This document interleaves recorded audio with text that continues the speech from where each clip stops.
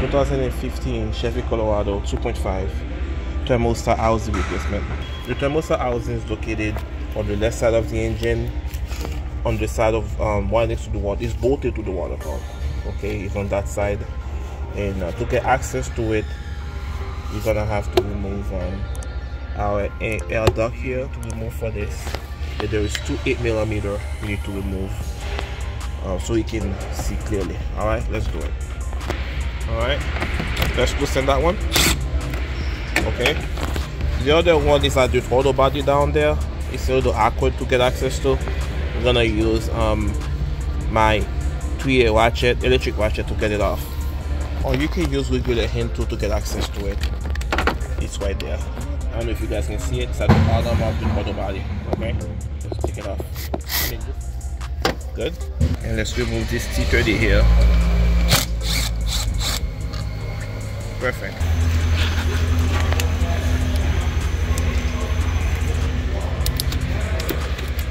Pop it off the auto body. And remember, there is evap hose on the back of it. This evap hose here, let's remove it. Okay, I got it off. The idea is to push this black tab away from it like this at the bottom. I couldn't really show you guys this, but that's how you take it off. You push it out and pop it off from the air duct. Now let's start draining our coolant. Make sure you do this on the cold engine. I'm going to put the car up in the air so you can drain the cooling system. I'm going to take the radiator, the coolant cap off. Here it is. Leave it on the side. Let's drain it. Now we're gonna have to remove the undercarriage cover. It is held by 450mm. This one, that one, and this one. Let's just take them off so you can drop it. There are two ways you can drain the coolant. Either you remove this here to drain it from the petcock, right? Or you remove the lower radiator hose. I'm gonna drain the cooling system. I'm just going to remove the lower radiator hose instead of doing this because it's a lot faster.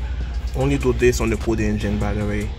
This engine is very cold right now, so let's take it off. We have a container ready because it's gonna be pouring out like crazy. All right, there it is, almost done. By the way, that hose is linked to the thermostat on the side of the engine, so I'm going to leave it off for now, and so I can get access to the bolt. We're going to remove the thermostat, access to the bolt through the driver's side wheel well. Okay, it is held by two 10mm. We're gonna take it off.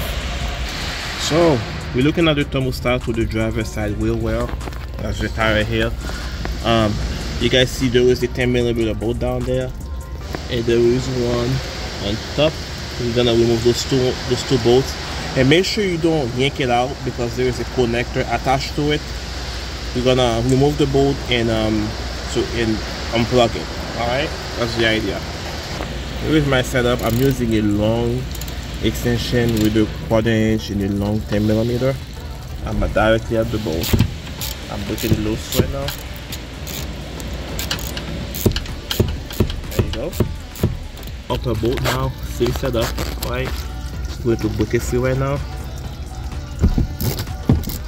Yep, it's loose. Alright, the water pump is loose now.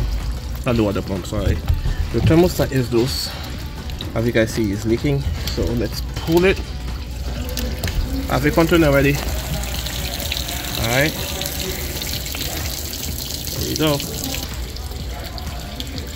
So here is the connector for the thermostat. We're gonna use a pick, or you can use a flat blade screwdriver like this so you can disengage it. You're gonna pull the wet clip down.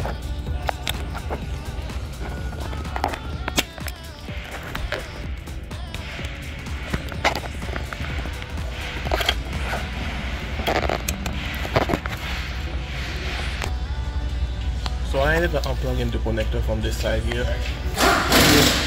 Use this connector here. So I was able to unplug it from the bottom of the car using a pick. Disengage the wet clip and pull it down. Just be careful while doing it. Alright, let's swap it out. Use a pliers like this. Use the pliers so you can compress this clamp here and push it down. That's what I just did. So now you can separate the thermostat from the hose and put in the new one over there. Alright, here's your new one. Everything's ready to go. Let's put it back in the car. Here is the new thermostat end. I'm about to put it onto the engine block, and let's put the car down and do it. And by the way guys, make sure you clean the ceiling surfaces right here before you put the new thermostat in.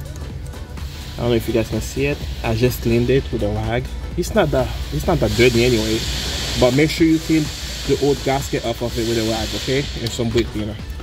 So the thermostat is in. We're going to run the bolt through now. Here's the trick I'm gonna use to put the new bolt in, right? Because it's a long distance. I'm gonna put a piece of paper here, right? And put my socket in there, my bolt in there.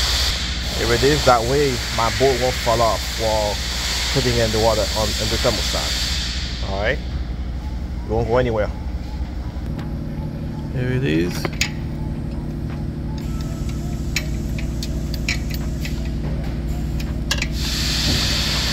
You guys see? My bolt is in. There we go. So now we're about to put our connector in. As you guys see here, the black piece sticking out. We're gonna put the connector in now, okay? It's somewhere you just have to reach from the bottom of the car so you can put it in. And that's it guys. Our connector is in. Now let's put the lower radiator hose back in.